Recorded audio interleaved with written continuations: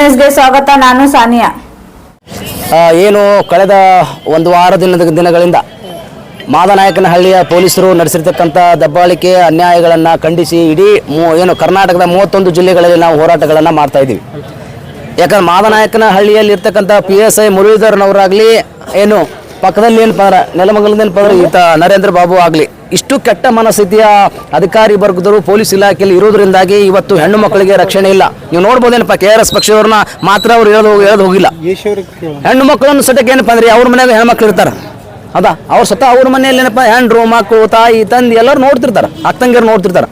ಒಂದು ಹೆಣ್ಣು ಮಗಳನ್ನು ದರ ಹೇಳ್ಕೊಂಡು ಹೋಗ್ತಾನೆ ಪುಣ್ಯಾತ್ಮ, ಹೌದಾ? ಸಂವಿಧಾನ ಅನ್ನೋದೇ ಗೊತ್ತಿಲ್ಲ ಈತನ ಹಿಂದೆ ಏನಪ್ಪ ಅಂದ್ರೆ ಬಲಾಢ್ಯ ರಾಜಕಾರಣಿಗಳು ನನ್ನ ಬೆಂಬಲಕ್ಕಿದ್ದಾರೆ, ನಾನು ಏನು ಮಾಡಿದ್ರು ನಡೀತೆ ಅನ್ನುವಂಥ ಕೆಟ್ಟ ಮನಸ್ಥಿತಿ ಇರ್ತಕ್ಕಂಥ ವ್ಯಕ್ತಿ. ಇಂಥ ವ್ಯಕ್ತಿಗಳನ್ನು ಏನು ಕರ್ನಾಟಕ ಸರ್ಕಾರದಲ್ಲಿ ಅದು ಗೃಹ ಇಲಾಖೆಯಲ್ಲಿ ಇರ್ತಕ್ಕಂಥ ಡಾಕ್ಟರ್ ಜಿ ಪರಮೇಶ್ವರಲ್ಲಿ ನಾವು ವಿನಂತಿಯನ್ನು ಮಾಡ್ಕೊಳ್ತೀವಿ. ದಯವಿಟ್ಟು ಇಂಥ ಕೆಟ್ಟ ಹುಳುಗಳಿಗನ್ನು ಅಮಾನತುಗೊಳಿಸಬೇಕು. KRS ಪಕ್ಷದ ಸೈನಿಕರ ಮೇಲೆ ಈಗಾಗಲೇ ಹಾಕಿರ್ತಕ್ಕಂಥ ಸುಳ್ಳು ದೂರನ್ನು ಹಿಂಪಡಿಬೇಕು. ಅದರ ಜೊತೆಯಲ್ಲಿ ನಮ್ಮ ಸೈನಿಕರದ್ದು ಏನಪ್ಪ ಅಂದ್ರೆ ಮೊನ್ನೆ ಜನ 70 ಫೋನ್ಗಳನ್ನು ಕಸ್ಕೊಂಡಿದ್ದಾರೆ. ಯಾವ ಒಂದು ಫೋನ್ ಕಸ್ಕೋಬೇಕಾದ್ರೆ ಏನಾದರೂ ಬೇಕಲ್ಲ, ಇಂಟಿಮೇಷನ್ ಬೇಕು, ಏನಾದ್ರು ಕಾರಣ ಬೇಕು. ಯಾರ್ದೋ ಫೋನ್ ಎಲ್ಲರೂ ಕಸ್ಕೊಳ್ಳೋಕೆ ಸಾಧ್ಯನಾ? ಅವನ ಗುಪ್ತ ಏನೋ ಮಾಹಿತಿ ಇತ್ತು ಅವ್ರು, ಹಾಗಾಗಿ ಏನೋ ಫೋನ್ ಕಳುವಾಗಿದೆ ಅಂತೇಳಿ ನಾವೊಂದು FIR ರೆಡಿ ಮಾಡ್ಕೊಂಡು ಹಾಕ್ತಿದ್ವಿ ಅವ್ರ ಮೇಲೆ. ನಮ್ಮ ಫೋನ್ಗಳು 70 ಫೋನ್ ಕಳುವಾಗಿವೆ ಅಂತೇಳಿ ನಾವೊಂದು ಕೇಸ್ ಹಾಕ್ತಿದ್ವಿ ಅವ್ರ ಮೇಲೆ. ಈ ಥರಕ್ಕೆ ಕೆಟ್ಟ ಮನಸ್ಥಿತಿ ಇರತಕ್ಕಂಥ ಮಾದನಾಯಕನಹಳ್ಳಿಯ ಪೊಲೀಸರಿಗೆ ಗಾಂಧಿಯ ತತ್ವವನ್ನು, ಅಂಬೇಡ್ಕರ್ ಸಿದ್ಧಾಂತಗಳನ್ನು ಮತ್ತೊಮ್ಮೆ ಮನವರಿಕೆ ಮಾಡುವಂಥ ಸಮಯ ಬಂದಿದೆ. ಹೀಗಾಗಿ ಅವರು ತಮ್ಮ ಹುದ್ದೆಗೆ ಏನು ರಾಜ್ಯ ಸರ್ಕಾರ ಏನು ಅವರಿಗೆ ಅಮಾನತು ಮಾಡಿಕೊಂಡೆ KRS ಪಕ್ಷಕ್ಕೆ ನ್ಯಾಯವನ್ನು ಕೊಡಿಸ್ಬೇಕಂತೇಳಿ ನಾನು ಈ ಮಾಧ್ಯಮದ ಮೂಲಕ ಆಗ್ರಹವನ್ನು ಮಾಡ್ತಿದ್ದೇನೆ ಅಷ್ಟೇ. ಈ KRS ಪಕ್ಷದ ಮೂಲ ಉದ್ದೇಶ ಏನದ? ಮೂಲ ಉದ್ದೇಶ ಏನೆಂದರೆ ನಾಡಿನಲ್ಲಿ ಇರ್ತಕ್ಕಂಥ ಧ್ವನಿ ಇಲ್ಲದವರ ಧ್ವನಿಯಾಗಿ ಕೆಲಸ ಮಾಡುವ ಉದ್ದೇಶ. ಅದು ಯಾವುದೇ ಇಲಾಖೆಯಲ್ಲಿ 42 ಇಲಾಖೆಯಲ್ಲಿ ಯಾವುದೇ ಎಲ್ಲಿ ಆದರೂ ಸಡಕ್ಕೆ ಬಡವರಿಗೆ ಅನ್ಯಾಯಕ್ಕೊಳಗಾದರೆ, ಶೋಷಣೆಗೆ ಒಳಗಾದಂಥ ಯಾವುದೇ ವ್ಯಕ್ತಿ ಇರಲಿ ಅವನಿಗೆ ನ್ಯಾಯ ಕೊಡಿಸಬೇಕು. ಅದು ಯಾವುದೇ ಇಲಾಖೆಯಲ್ಲಿ, ಅದು ಪೊಲೀಸ್ ಇಲಾಖೆ ಅಂತಲ್ಲ, ಪೊಲೀಸ್ ಇಲಾಖೆಯಲ್ಲಿ ಅತ್ಯಂತ ಹೆಚ್ಚಿದೆ. ಯಾಕಂದ್ರೆ ರೌಡಿಗಳು ಏನಪ್ಪ ಅಂದ್ರೆ ರೌಡಿಜಮ್ ಮಾಡೋದನ್ನ ಬಿಟ್ಟಿದ್ದಾರೆ, ಆ ಸ್ಥಾನವನ್ನು ಇವರೇ ತುಂಬಿಕೊಂಡಿದ್ದಾರೆ. ಇವತ್ತೇನಪ್ಪ ಅಂದ್ರೆ ಸ್ಟೇಷನ್ಗಳೆಲ್ಲ ದಲ್ಲಾಳಿಗಳ ಕೇಂದ್ರಗಳಾಗಿದ್ದಾವೆ, ಮೀಡಿಯೇಟರ್ ಕೇಂದ್ರಗಳಾಗಿದ್ದಾವೆ. ಯಾವನ ಬಂದಂದ್ರೆ ಸಾಕಷ್ಟು ಉದಾಹರಣೆ ಹೇಳಬಲ್ಲ, ಇಲ್ಲಿ ಸಾಕಷ್ಟು ಹೇಳ್ಬೋದು. ಯಾವುದೋ 16 ವರ್ಷದ ಯಾವುದೋ ಒಂದು ಮಗುವಿನ ಅತ್ಯಾಚಾರ ಬಂದರೆ ಕೇಸ್ ಮಾಡೋಲ್ಲ, 1 ಲಕ್ಷ 2 ಲಕ್ಷ ತೊಗೊಂಡು ಉದಾಹರಣೆಗಳು ನನ್ನ ಹತ್ರ ಅದಾವೆ. ಸಾಕಷ್ಟು ತೋರಿಸ್ಬೋದು, ದಾಖಲೆ ಸಮೇತ ಇದೇ ವಿಜಯಪುರದಲ್ಲಿ ತೋರಿಸ್ಬೋದು. ಎಲ್ಲ ತಿಂಗಳಿಗೆ ಸುಮಾರು 20-25 ಲಕ್ಷ ಗಳಿಸ್ತಾರೆ ಅದ ಎಲ್ಲ ಪ್ರತಿಯೊಂದು ಸ್ಟೇಷನ್ದಲ್ಲಿ. ಹೀಗಾಗಿ ಇಷ್ಟು ಕೆಟ್ಟ ವ್ಯವಸ್ಥೆ ಇರೋದರಿಂದಾಗಿ ನಾವು ಯಾವುದೇ ಇಲಾಖೆ ಇರಲಿ ಅಲ್ಲಿ ಒಳಗಾದಂಥ ವ್ಯಕ್ತಿಗಳಿಗೆ, ಅನ್ಯಾಯಕ್ಕೊಳಗಾದಂಥ ವ್ಯಕ್ತಿಗೆ ನ್ಯಾಯ ಕೊಡಿಸಬೇಕು. ಇಲ್ಲಿ ಕರ್ನಾಟಕದಲ್ಲಿ ಪ್ರಜಾಪ್ರಭುತ್ವ ಉಳಿಬೇಕು, ಕನ್ನಡಿಗರು ಉಳಿಬೇಕು, ಕನ್ನಡ ನಾಡನ್ನು ಮತ್ತೆ ಹಿಂದೆ ಇರತಕ್ಕಂಥ ವೈಭೋಗದ ಕರ್ನಾಟಕವನ್ನು ನಿರ್ಮಾಣ ಮಾಡುವ ಸಲಿಂದ ಇವತ್ತು ಕರ್ನಾಟಕ ರಾಷ್ಟ್ರ ಸಮಿತಿ ಪಕ್ಷ ಹೋರಾಟವನ್ನು ಮಾಡ್ತಾ ಇದೆ.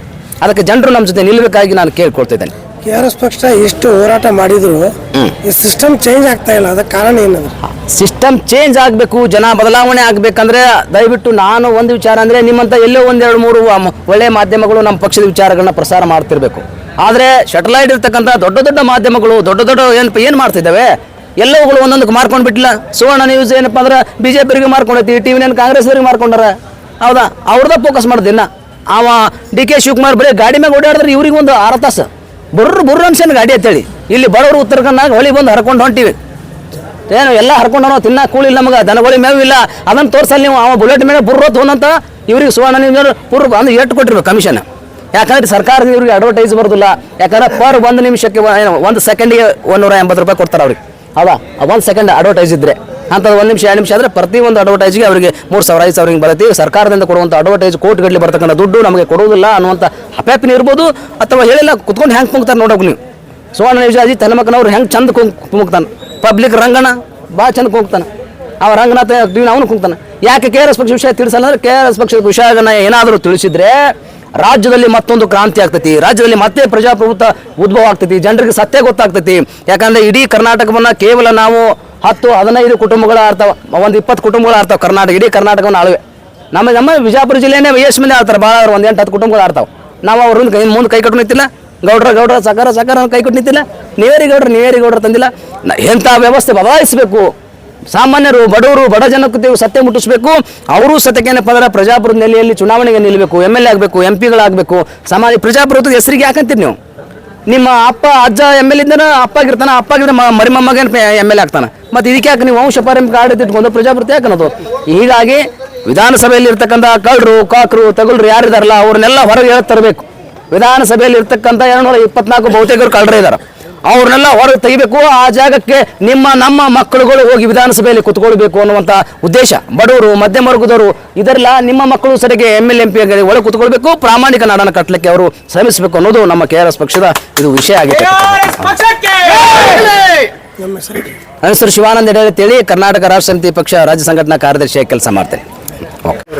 आज हमें कर्नाटका स्टेट पुलिस के खिलाफ कर्नाटका राष्ट्र समिति पक्ष पार्टी की जानिब से एक विरोध प्रतिघटना कर जारी किए हैं। तो इन दिनों कर्नाटक में यानी बीजापुर से लेकर कर्नाटक में पूरे तरफ पुलिस इतनी करप्ट और राजकारणी क्या बोलते हैं सियासतदान और अमीर जो बंडवालशाही और राजकारणी के गुलाम होकर काम कर रहे हैं उनके इशारों पर, तो जितने भी एक्टिविस्ट है या ईमानदार कुछ समाज के लिए कुछ करना चाहता है वैसे लोगों को पुलिस का जरिया बना को उनको पकड़ को अंदर डालना, वो काम में क्या है हमारे यहाँ की बीजापुर भी शामिल है। पूरा SPC जब सच्चाई देखने के वास्ते तैयार नहीं है तो क्या है मासूमों को अरेस्ट करना और उनको टॉर्चर करना पैसे लेने के बाद में। एग्जाम्पल हमारे गांधी चौक CPI प्रदीप चरकेरी, मैं एक 10 करोड़ का एक ये देता हूँ, क्या नाम है, डुप्लीकेट फ्रॉजरी डॉक्यूमेंट्स का देता हूँ, तो मेरे ऊपर सामने वाले के ऊपर मेरा कंप्लेंट नहीं लिख लेता और वही है सो सामने वाले पैसे देने के बाद में क्या है उनका कंप्लेंट लिखता है, उनके पास कोई भी सबूत नहीं है।